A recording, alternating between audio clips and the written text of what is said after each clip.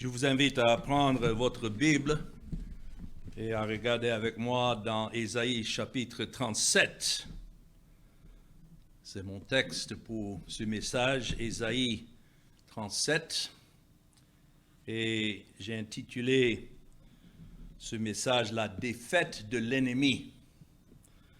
Jusqu'à là, nous avons vu les prophéties d'Ésaïe concernant les Assyriens que Dieu a suscités pour venir contre les 10 tribus du Nord, les tribus qui ont suivi le serviteur de Salomon après sa mort et ont établi leur siège en Samarie. Et ils ont institué de nouveau l'adoration des veaux d'or. Et pour cela, Dieu a envoyé l'armée assyrienne pour venir ravager le pays et emmener en captivité ceux des tribus du Nord. Mais en même temps, le roi de l'Assyrie menaçait la ville de Jérusalem, pensant pouvoir prendre la ville et détruire le temple. Mais Dieu avait déjà prophétisé que le roi allait venir jusqu'aux portes de la ville, mais il ne pouvait pas aller plus loin.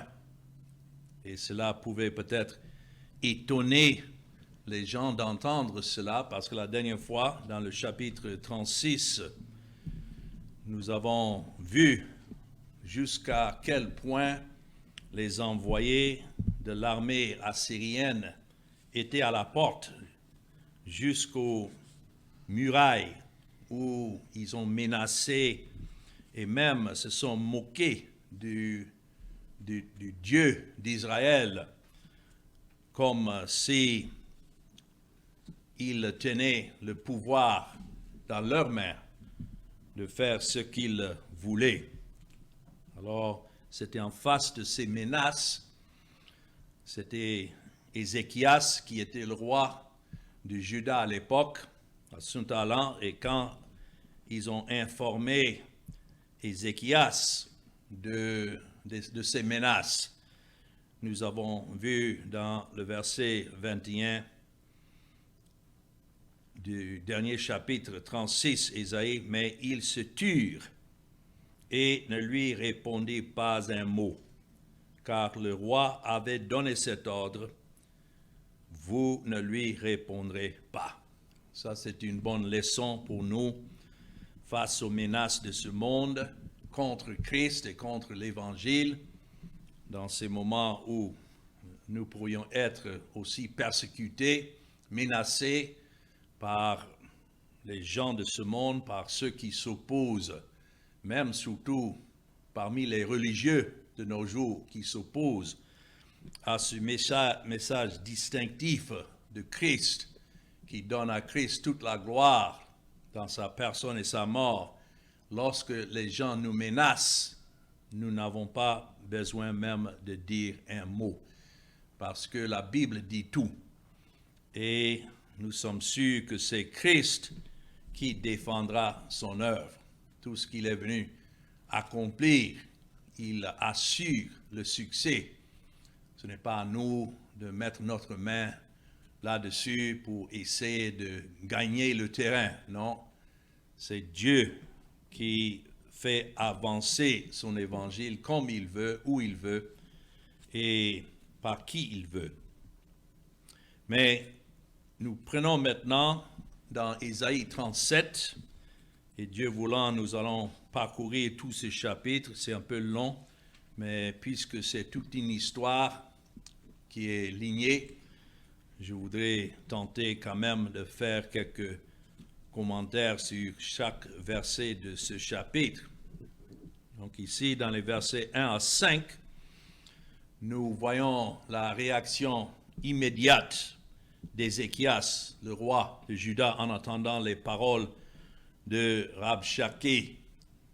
Il était le général Rabshakeh qui représentait le roi de l'Assyrie à l'époque. C'est lui qui a mené l'armée jusqu'au portail de Jérusalem. Et c'est donc ici, dans le verset 1, nous lisons, « Lorsque le roi Ézéchias eut entendu cela, il déchira ses vêtements, se couvrit d'un sac et alla dans la maison de l'Éternel. Il envoya Eliakim, chef de la maison du roi, Shebna, le secrétaire, et les plus anciens des sacrificateurs, couverts de sacs, vers Ésaïe le prophète, fils d'Amoth. Et ils lui dirent, ainsi parle Ézéchias, ce jour est un jour d'angoisse, de châtiment et d'opprobre, car les enfants sont près de sortir du sein maternel et il n'y a point de force pour l'enfantement. Peut-être l'Éternel, ton Dieu, a-t-il entendu les paroles de Rabshakeh que le roi d'Assyrie, son maître, a envoyé pour insulter le Dieu vivant. Et peut-être l'Éternel, ton Dieu, exercera-t-il ses châtiments à cause des paroles qu'il a entendues. Fais donc monter une prière pour le reste qui subsiste encore. Et les serviteurs du roi Ézéchias allèrent donc auprès d'Ésaïe. Alors lorsque le roi Ézéchias a entendu ces paroles, nous le voyons ici en train de déchirer ses vêtements. De telles réactions, c'est normal quand on constate notre impuissance par rapport à une force qui est plus grande que nous. Mais il a fait ce qui est bien en allant dans la maison de l'Éternel pour consulter l'Éternel. Et voilà ce qu'il nous faut. D'ailleurs, même Ézéchias est une image spécifique du Seigneur Jésus-Christ qui est venu dans le monde. Il est venu vers les siens et les siens l'ont posé. Mais qu'est-ce que nous voyons Christ en train de faire dans son ministère? S'adresser à son Père, puisque c'est de Dieu le Père que viennent toutes choses.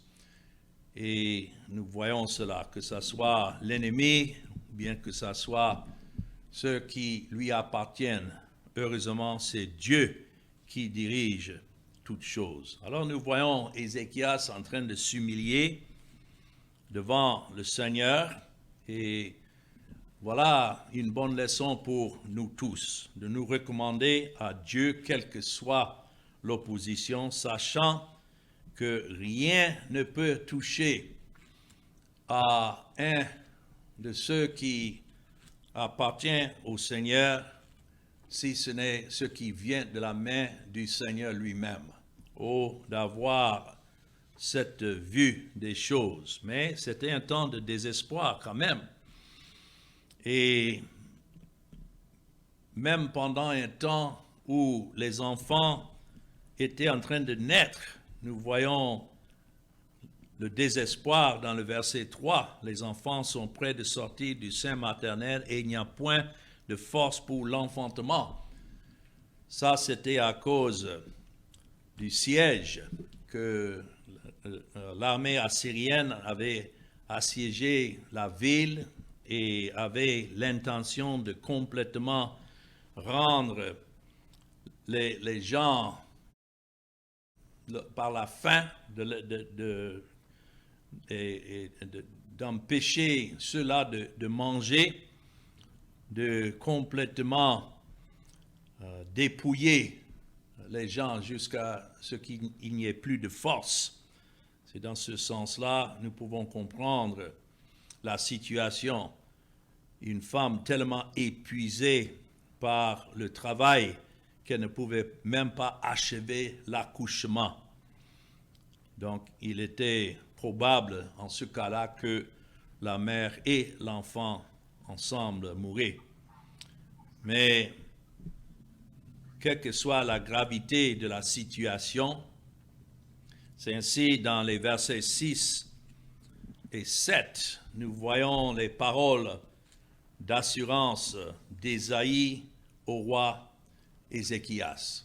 Vous voyez, ils sont venus consulter le prophète Ésaïe dans le verset 2. Et c'est à travers son prophète que Dieu maintenant donne de l'encouragement à Ézéchias.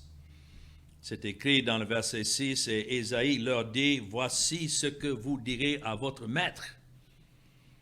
Ainsi parle l'Éternel. » Et je dirais que lorsque nous avons de l'opposition par rapport à l'Évangile et au message de la Bible, par ceux du monde, nous n'avons autre réponse à donner que ce que Isaïe lui-même dit ici, ainsi par l'Éternel. Que chaque fois que nous nous levons pour prêcher, que ce soit toujours la parole de l'Éternel. Et ainsi par l'Éternel, il disait ça à Ézéchias le roi, ne t'effraie point des paroles que tu as entendues et par lesquelles m'ont outragé les serviteurs du roi d'Assyrie.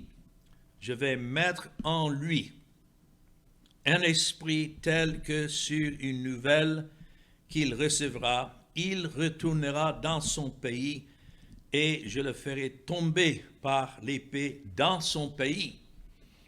Ouais, ça c'était un grand général de l'armée qui a mené la bataille jusqu'aux murailles de Jérusalem. Mais la parole que Dieu a donnée à Isaïe d'adresser à Ézéchias, c'était ne pas s'effrayer. Voilà encore que Dieu nous donne cette grâce toujours de croire à la souveraineté de Dieu, de croire que Dieu lui-même mène la bataille. La bataille n'est pas à nous. Et que d'une manière extraordinaire, ici, Dieu allait mettre, comme c'est écrit dans le verset 7, un esprit tel que sur une nouvelle qu'il recevra. D'un coup, il allait recevoir une nouvelle de chez lui qui allait le forcer à abandonner sa campagne et retourner chez lui. Rappelons-nous que c'était quelque peu avant que les serviteurs du roi d'Assyrie ont blasphémé le nom de Dieu. Et voilà, vous voyez dans le verset 6, c'est écrit, « Ne t'effraie point des paroles que tu as entendues et par lesquelles m'ont outragé les serviteurs du roi d'Assyrie. » Rappelons-nous que si les gens nous menacent, c'est à cause de Christ qu'ils nous menacent. Ils ne peuvent plus mettre la main sur Christ parce qu'il est venu et il a accompli son œuvre, il est monté au ciel où il est assis et il règne. Mais puisque les gens ne peuvent plus atteindre Christ, c'est son Église que les gens cherchent à persécuter. Mais quels que soient les outrages, nous savons que c'est Dieu, il voit tout, il entend tout et il sait tout. Il sait déjà la fin dès le commencement et il agit toujours, quelles que soient les menaces des hommes, il agit toujours selon sa volonté souveraine. Ouais, Dieu n'est pas effrayé, si vous voulez, par les dires des hommes. Il n'est pas troublé. Il est assis sur son trône et il exerce sa volonté en toutes choses. Alors, nous savons que c'est ça le message qu'Isaïe avait à donner à Ézéchias, qu'il ne se trouble point. Et comme je disais, c'est une bonne parole pour nous. Sachant qui est Dieu, sachant que même le plus grand ennemi de ce monde ne peut rien contre la volonté de Dieu. Ça, c'est un Dieu que le monde ne connaît pas. Vous savez que la plupart de ceux qui sont dans ce qu'on appelle le christianisme aujourd'hui ont une vue de Dieu qui a Dieu entre les mains des hommes et que Dieu, il veut bien faire des choses, mais hélas, il ne peut pas si l'homme ne lui donne la permission. Ça, ce n'est pas le Dieu de la Bible. Le Dieu de la Bible est celui qui exerce sa volonté, quand il veut et comment il veut. Ici, dans le cas de Rabshakeh, qui était le général, Dieu dit dans le verset 7, « Je vais mettre en lui un esprit tel que sur une nouvelle qu'il recevra, il retournera dans son pays. » Qui envoie cet esprit de trouble? C'est Dieu qui le fait. Et il devait entendre une rumeur et basé sur cette rumeur, retourner dans son pays. Et Dieu a dit, je le ferai tomber par l'épée dans son pays. Donc c'est Dieu qui dirige toutes choses. Ce n'est pas seulement qu'il est au contrôle, comme les gens aiment le dire, mais il dirige même les plus petits détails. Comment quelqu'un vit et comment quelqu'un meurt. C'est ainsi que Dieu assure à Ézéchias qu'il traitera vraiment avec Rabshakeh, que Rabshakeh n'est pas l'ennemi de ce peuple, mais c'est l'ennemi de Dieu. Et il a entendu son blasphème, Dieu l'avait entendu et donc devait faire venir un jugement contre lui. Nous devons faire attention et mettre les gens en garde de ce qu'ils prononcent contre Dieu. Parce que Dieu est le grand juge. Et si Dieu n'a pas déjà payé la dette d'un pécheur dans la mort de son Fils, le Seigneur Jésus-Christ, donc tout homme doit subir ce jugement de Dieu. Alors, de manière significative, dans ce premier mot du prophète Isaïe, il n'y a aucune mention de la délivrance de Jérusalem ou de la défaite de l'armée assyrienne. Dieu concentre cette parole contre Rabshakeh personnellement, même avant que cela n'arrive. Alors, continuons dans les versets 8 à 13. C'est ainsi que Rabshakeh envoie une lettre à Ézéchias, le roi de Juda. C'est écrit, Rabshakeh, s'étant retiré, trouva le roi d'Assyrie qui attaquait Libna, car il avait appris son départ de Lachis. Alors le roi d'Assyrie reçut une nouvelle au sujet de Tiraka, roi d'Éthiopie. On lui dit, il s'est mis en marche pour te faire la guerre. Dès qu'il eut entendu cela, il envoya des messagers à Ézéchias en disant, « Vous parlerez ainsi à Ézéchias, roi de Juda, que ton Dieu, » notons comment il s'adresse, il ne veut pas reconnaître Dieu comme son Dieu, donc il dit que ton Dieu, auquel tu te confies, ne t'abuse point en disant, « Jérusalem ne sera pas livrée entre les mains du roi d'Assyrie. » Voici, tu as appris ce qu'ont fait les rois d'Assyrie à tous les pays et comment ils les ont détruits, et toi, tu seras délivré. Les dieux des nations que mes pères ont détruites, les ont-ils délivrés, Gozan, Charan, Retsef et les fils d'Éden qui sont à Tel-Hazar? Où sont le roi d'Amat, le roi d'Arpad et le roi de la ville de Sepharvaïm, d'Ena et d'Iva? Donc, même si Rabshakeh a dû retourner dans le pays, vu les rumeurs de guerre autre part, dans d'autres pays, et devait essayer de développer une nouvelle stratégie, ouais, dans tout cela, Dieu est en train d'agiter maintenant l'armée assyrienne et d'autres armées, les susciter. Dans cela, nous voyons que Dieu règne véritablement sur les nations, que ce soit pour les temps de paix, que ce soit pour les moments de guerre. C'est Dieu qui accomplit toujours sa volonté.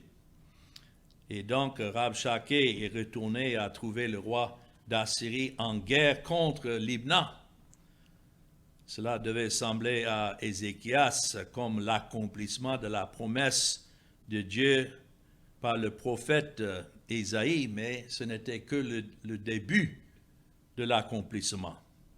Donc Rabshakeh a dû quitter Jérusalem et peut-être Ézéchias a dû penser, maintenant il va retourner dans son pays et être tué comme l'Éternel a promis. C'est comme il disait, bon débarras, merci Seigneur. Mais il y a d'autres événements qui devaient se dérouler encore selon la volonté de Dieu, parce que c'est Dieu qui est le Dieu de l'histoire. Nous ne savons même pas, même une seconde maintenant, ce que Dieu va faire. Mais en regardant en arrière, que ce soit dans l'histoire du monde ou que ce soit dans nos propres vies, chaque détail, nous pouvons regarder en arrière et dire, voilà, c'est le Seigneur qui l'a fait. Alors, le roi, ayant entendu parler de Tirhaka, notons, roi d'Éthiopie, c'était une véritable guerre des nations. Et le roi de l'Assyrie cherchait à établir son empire dans le monde entier, ce monde de l'époque, même jusqu'en Afrique. Et lorsqu'il a entendu parler de Tirhaka, le roi d'Éthiopie, qu'il est sorti pour faire la guerre, alors pendant que Rabshakeh était absent, les Assyriens ont appris que les troupes égyptiennes ou bien éthiopiennes, sous la direction à l'époque du roi éthiopien, avançaient du sud. Notons sur la carte que jusque-là, il était non loin de là, lorsqu'il était à Jérusalem. Maintenant, il a dû retourner plus de 2000 kilomètres, retourner en Assyrie, et les autres armées ont pris cela comme une ouverture pour avancer maintenant eux-mêmes. Alors, c'était l'intervention de l'Égypte qui a fait que l'armée assyrienne maintenant a dû connaître certaines défaites. Rappelons-nous que Ésaïe avait prophétisé cela même avant que cela ne s'est passé. Surtout, nous avons étudié ça dans Ésaïe chapitre 20. Alors, nous continuons, quelles que soient les menaces. Ouais, ils ont dû prendre la retraite maintenant, mais en même temps lancer des menaces par une lettre de ne pas laisser leur Dieu les convaincre ou bien les tromper. Voilà comment les gens raisonnaient dans leur orgueil.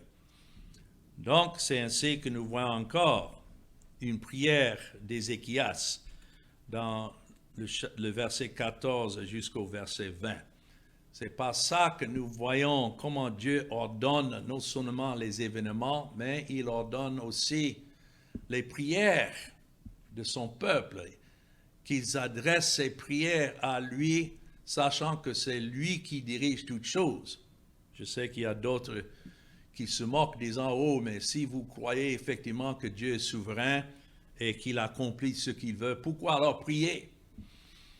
Mais nous prions à Dieu parce que nous sommes dans le besoin. Dieu n'a pas besoin de nos prières, mais nous avons besoin de chercher sa direction en toutes choses. Mais deuxièmement, nous adressons ces prières à Dieu parce qu'effectivement, il ordonne toutes choses.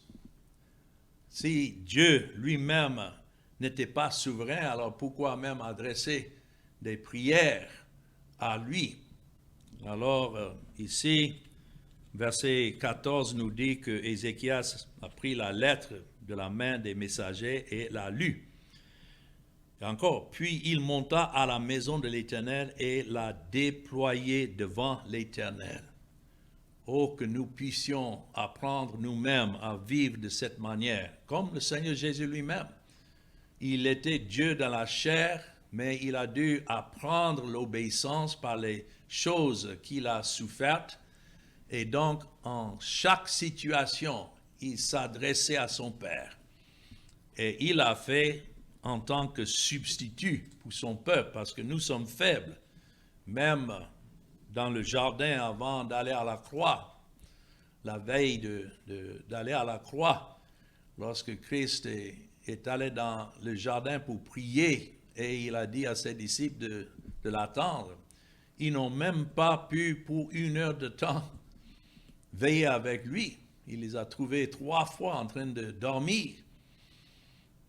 Heureusement, c'est Christ qui est le substitut et c'est à cause de sa fidélité que nous sommes sauvés. Laissés à nous-mêmes, on serait certainement égarés.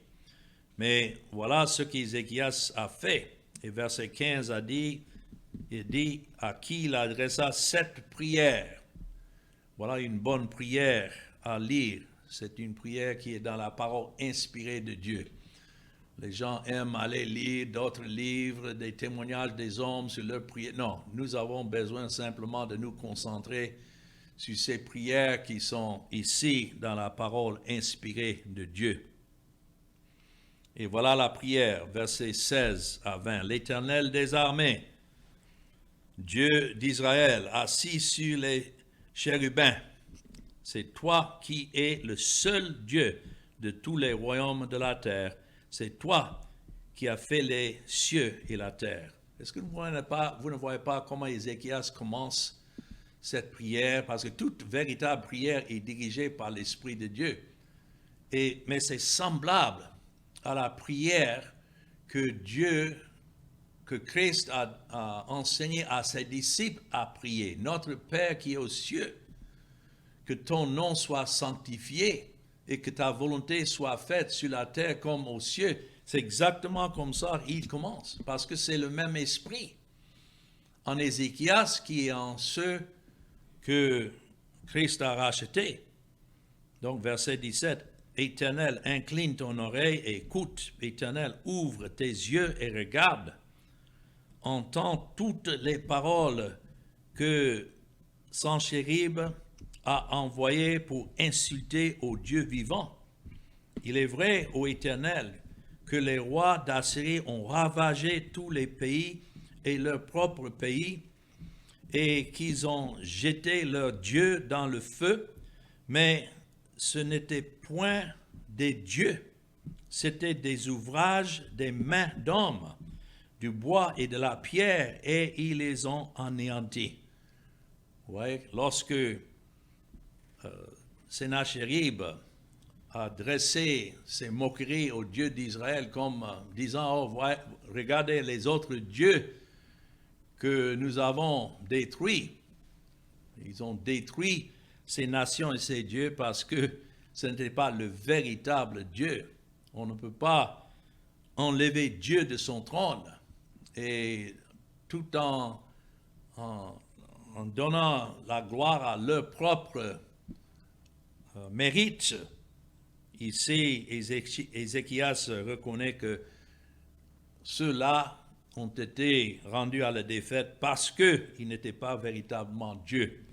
Maintenant, verset 20, Éternel, notre Dieu, délivre-nous de la main de Senchérib et que tous les royaumes de la terre sachent que toi seul es l'Éternel. Oh, quelle belle prière que nous voyons ici. Et ma prière, c'est que nous avons le même esprit de pouvoir adresser nos prières au Seigneur. Qui est-il? Il est le Seigneur des armées, comme c'est écrit là. Ce titre pour notre Dieu signifie essentiellement le Seigneur, le roi des armées. Et c'est lui qui dirige toutes choses. Ézéchias était dans une crise qui était principalement de nature militaire. Donc, c'était logique pour lui de s'adresser d'abord au Seigneur selon l'aspect de la nature de Dieu qui était le plus nécessaire. Seigneur, des armées, envoie des troupes pour nous aider. Voilà ce qui était sa prière. Et puis, en même temps qu'il l'adresse comme Seigneur des armées, vous voyez, il a dit Dieu d'Israël.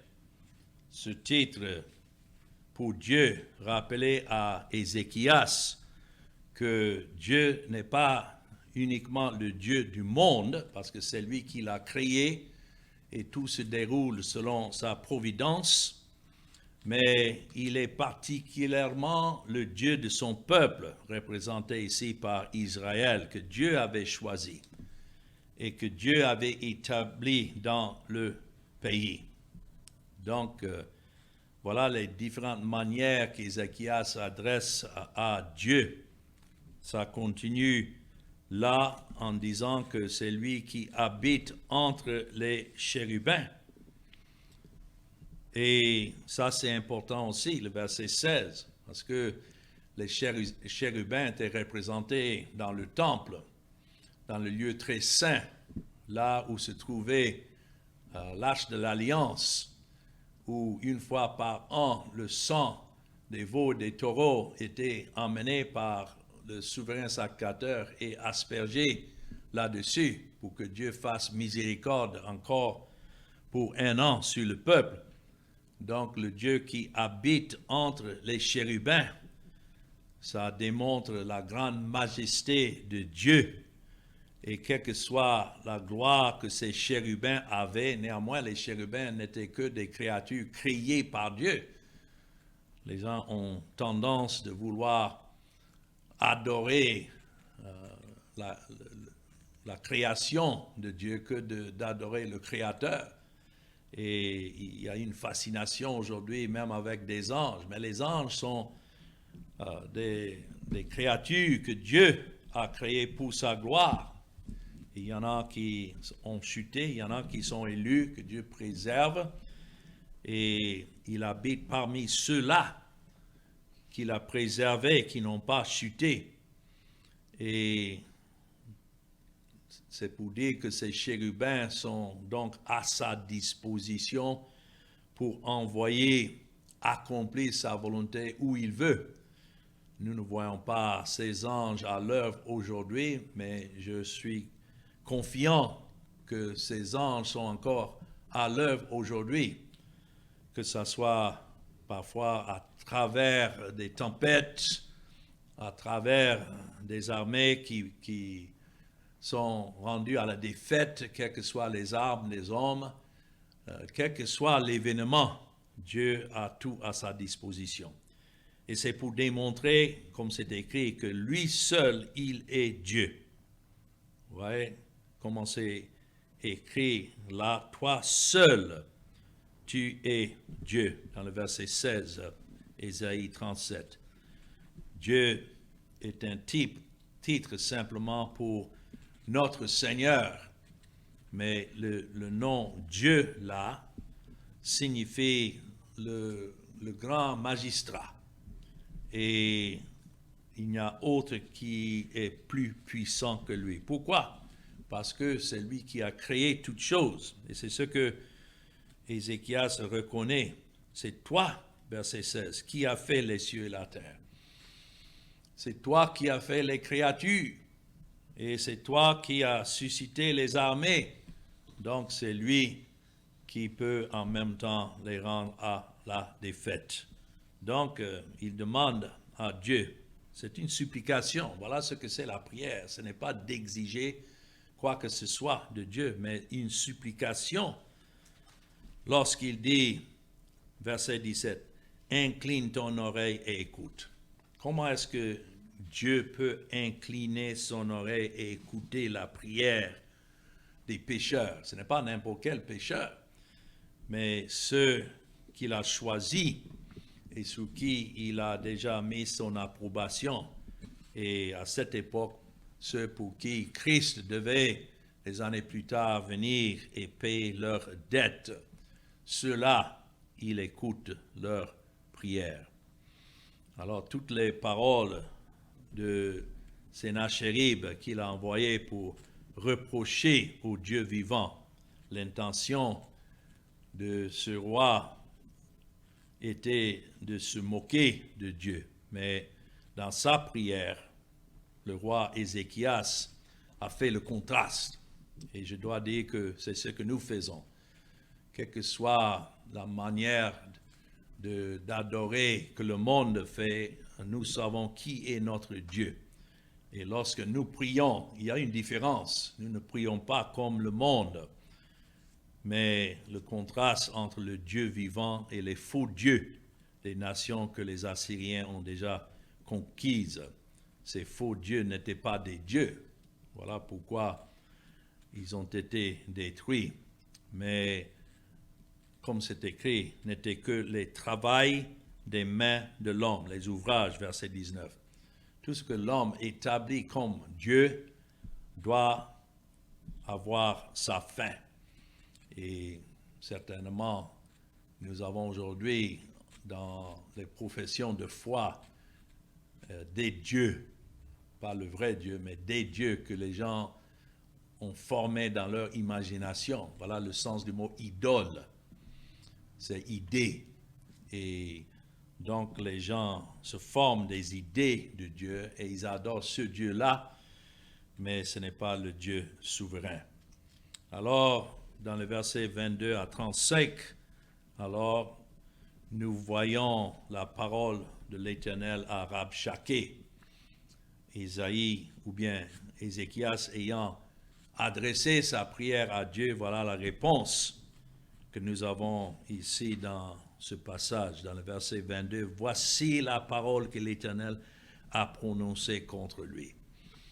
Et encore, ça nous rappelle de chercher toute réponse dans la parole de Dieu. Ce n'est pas à nous d'inventer des réponses aux attaques, aux menaces des gens, mais que dit le Seigneur?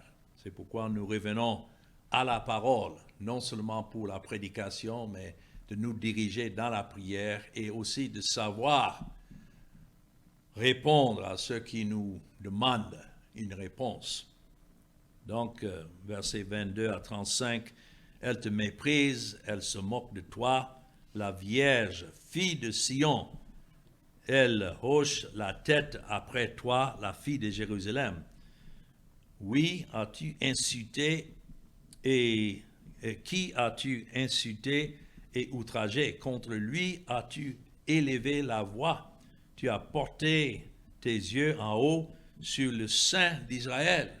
Donc parler contre le peuple de Dieu, c'est de parler contre, agir contre le Saint d'Israël. Par tes serviteurs, tu as insulté le Seigneur et tu as dit avec la multitude de mes chars, j'ai gravé le sommet des montagnes, les extrémités du Liban. Je couperai les plus élevés de ces cèdres, les plus beaux de ces cyprès, et j'attendrai sa dernière cime, sa forêt semblable à un verger. Donc, il est en train de réadresser les paroles que le roi de la Syrie avait annoncées en se moquant de l'Éternel, pensant que tout cela venait de sa propre puissance. Verset 26, j'ai ouvert des sources et j'en ai bu les eaux et je tarirai avec la plante de mes pieds tous les fleuves de l'Égypte. C'est une manière de parler de tous les territoires que l'armée assyrienne avait conquis jusque-là. N'as-tu pas appris que j'ai préparé ces choses de loin et que je les ai résolues dès les temps anciens? Maintenant, j'ai permis qu'elles s'accomplissent. C'est maintenant que Dieu adresse sa parole à leur orgueil. Notons, n'as-tu pas appris que j'ai préparé ces choses de loin? Il est en train de leur dire que cela n'est pas venu de leur propre main, mais c'est Dieu lui-même qui l'avait ordonné. Maintenant, j'ai permis qu'elles s'accomplissent et que tu réduisisses des villes fortes en monceaux de ruines. Leurs habitants sont impuissants, épouvantés et confus. Ils sont comme l'herbe des champs et la tendre verdure, comme le gazon des toits. et le blé qui sèche avant la formation de la tige. Donc c'est Dieu qui a dit que je me suis servi, il s'est servi de cette armée pour accomplir sa volonté, même contre ces autres pays. Mais je sais quand tu t'assieds, quand tu sors et quand tu entres et quand tu es furieux contre moi, parce que tu es furieux contre moi et que ton orgueil ou bien ton arrogance est montée à mes oreilles, je mettrai ma boucle à tes narines et mon mort entre tes lèvres et je te ferai retourner par le chemin par lequel tu es venu. Voilà quelle belle réponse à dire à ceux qui se vantent pensant que tout se déroule selon leur volonté. Non, c'est toujours selon la volonté de Dieu. Que ceci soit un signe pour toi.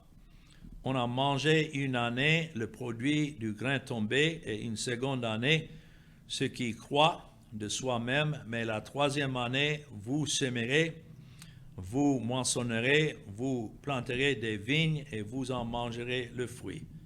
Ce qui aura été sauvé de la maison de Juda, ce qui sera resté, poussera encore des racines par-dessus, dessous, et portera du fruit par-dessus. Car de Jérusalem, il sortira quoi? Un reste.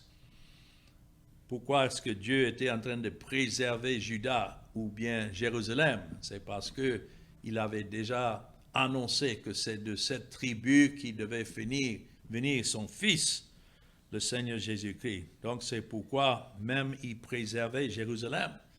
Ce n'est pas parce que Jérusalem était mieux que d'autres, mais il y a un reste, il dit, qui devait échapper. Et de la montagne de Sion, des réchappés. Voilà ce que fera le zèle de l'Éternel des armées. C'est pourquoi ainsi parle l'Éternel sur le roi d'Assyrie. La manière même que c'est écrit, ça démontre qu'il est au-dessus du roi de l'Assyrie, le roi des rois. Il n'entrera point dans cette ville, il n'y lancera point de trait, et il ne lui présentera point de bouclier, et il n'enlèvera point de retranchement contre elle. Il s'en retournera par le chemin par lequel il est venu, et il n'entrera point dans cette ville, dit l'Éternel. Notons, Dieu dit, je protégerai cette ville pour la sauver, à cause de moi, et notons, à cause de David, mon serviteur. Donc voilà l'alliance que Dieu avait traitée avec David, que des reins de David, Dieu allait faire venir des années plus tard son fils, le Seigneur Jésus-Christ, qui devait venir de cette tribu de Juda et de David. Et tout cela s'est accompli effectivement, exactement comme Dieu l'avait prédit. Oh, il y a beaucoup à dire là-dessus, mais Dieu est en train de donner des paroles en retour contre les Assyriens pour les humilier et de démontrer qu'en fait, quelle que soit leur campagne de succès, c'était Dieu qui leur donnait ce succès jusqu'à un certain point. Et maintenant, ils devaient retourner en arrière. Alors, cela s'est passé effectivement dans les années 700 avant Christ. Les Assyriens ont dû se retirer et ils sont retournés à l'agriculture, déposer leurs armes pour semer.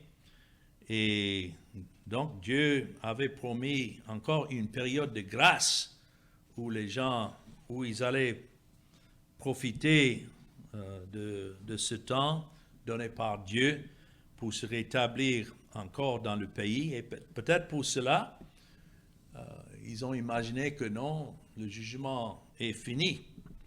Mais le verset 36 nous dit quelque chose. C'est écrit, l'ange de l'Éternel sortit et frappa dans le camp des Assyriens, notons 185 000 hommes, Et quand on se leva le matin, voici, c'étaient tous des corps morts. Alors Sanchérib, roi d'Assyrie, leva son camp, partit et s'en retourna, et il resta à Ninive. Ninive était la capitale de la Syrie. Donc, nous voyons comment Dieu s'est intervenu pour que l'armée assyrienne soit complètement détruite. Imaginons 185 morts de la main de l'ange de l'Éternel. Ça, c'est de la main de Christ. L'ange signifie le messager de Dieu, et ce n'était autre que Christ lui-même. Donc, contre toute attente, et contre toute attente, même dans la foi, parce que Dieu n'a pas dit, si vous croyez, je ferai cela. Non, il a fait selon sa volonté que l'armée assyrienne a été refoulée sans même avoir tiré une flèche sur Jérusalem. Et ainsi, la volonté de Dieu, de ce que Dieu a arrêté, était accompli.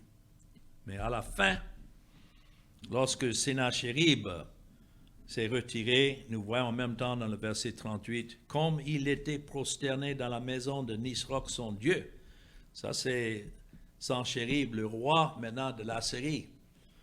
C'est écrit que Adrammelech et Charelzer, ses fils, le frappèrent par l'épée et s'enfuirent au pays d'Ara. Et Esar-Hadon, son fils, régna à sa place. Quelle fin alors pour ce grand roi qui, pour un certain temps, régnait sur les armées de la terre, mais au moment ordonné par Dieu lui-même, c'est Dieu qui a exécuté sa justice et a tué Sennacherib, le roi des Syries, par les mains de ses propres fils. Et c'est ainsi qu'il était maintenant amené à sa fin. Ça nous montre combien Dieu est souverain, et toutefois que même des grands rois sont enlevés de ce monde, qui les enlève? C'est Dieu. Je dirais que quel que soit le temps que quelqu'un meurt, c'est Dieu qui exécute son jugement. Pour ceux qui appartiennent à Christ, pour qui Christ est mort, c'est un passage maintenant de ce monde à l'éternité, pour passer l'éternité avec Christ. Mais pour d'autres qui ne sont pas à Christ, leur mort ici n'est que le commencement d'une éternité de jugement sous la colère de Dieu, parce qu'ils n'ont pas de rançon. Oh, que Dieu nous donne à le glorifier pour sa souveraineté en toutes choses. Alors que son nom soit béni. Amen.